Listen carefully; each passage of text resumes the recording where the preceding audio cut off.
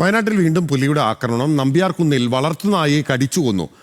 നടത്തിപ്ലാക്കൽ വീട്ടിൽ വിൽസന്റെ നായയാണ് പുലി പാതി ഭക്ഷിച്ചത്. വിവരങ്ങളുമായി വയനാട്ടിൽ നിന്ന് ലിനറ്റ് വർഗീസ് നമുക്കൊപ്പം ചേരുകയാണ്. ലിനറ്റ്, വന്യജീവി ശല്യത്തിൽ പൊറുതിമുട്ടുകയാണ് ആ നാട്ടുകാർ. നമ്പ്യാർകുന്നിൽ തുടർച്ചയായി പുലിയുടെ ശല്യമുണ്ട് എന്ന പരാതികൾ വ്യാപകമായി ഉണ്ടായിരുന്നു.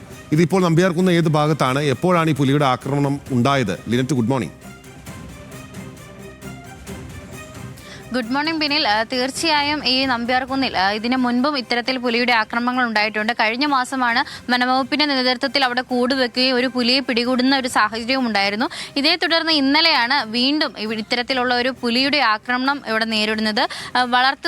നായയാണ് ഇത്തവണ പുലി ആക്രമിച്ചിരിക്കുന്നത്. വളർത്തുനായയെ കൊന്ന് അവിടെ ഭക്ഷിക്കുകയായിരുന്നു ചെയ്തിരിക്കുന്നത്. ഇന്നലെ രാത്രിയോടുകൂടിയാണ് ഇത്തരത്തിൽ ജനവാസ മേഖലയാണ് നമ്പ്യാർകുന്ന്, ആശ്രമകുന്നിലാണ് ഇത്തരത്തിലുള്ള ഒരു സംഭവം ഉണ്ടായിരിക്കുന്നത്.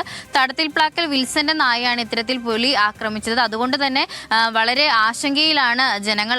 എത്രയും പെട്ടെന്ന് അവിടെ കൂട് സ്ഥാപിക്കണമെന്നും പുലി അവിടെ നിന്ന് മാറ്റണമെന്നാണ് ആളുകളുടെ ആവശ്യം. പ്രത്യേകിച്ച് ഈ കൂട് സ്ഥാപിക്കാനുള്ള നടപടികൾ വനംവകുപ്പ് എത്രയും വേഗത്തിലാക്കണമെന്നാണ് അവിടെയുള്ള നാട്ടുകാരൊക്കെ തന്നെ ആവശ്യപ്പെടുന്നത്. പ്രത്യേകിച്ച് വളർത്തുനായകളെയും വളർത്തുമൃഗങ്ങളെയും ഒക്കെ തന്നെ ആക്രമിക്കുന്ന രീതി തുടർച്ചയായതിനാൽ തന്നെ വളരെയേറെ ആശങ്കയിലാണ് അവിടുത്തെ ജനങ്ങൾ. അതുകൊണ്ട് തന്നെ വലിയ ഒരു പ്രതിഷേധത്തിന് തന്നെയാണ് നാട്ടുകാർ ഒരുങ്ങുന്നത്. ബിനിൽ, ശരി, നാട്ടുകാർ പ്രതിഷേധത്തിന് ഒരുങ്ങുകയാണ്.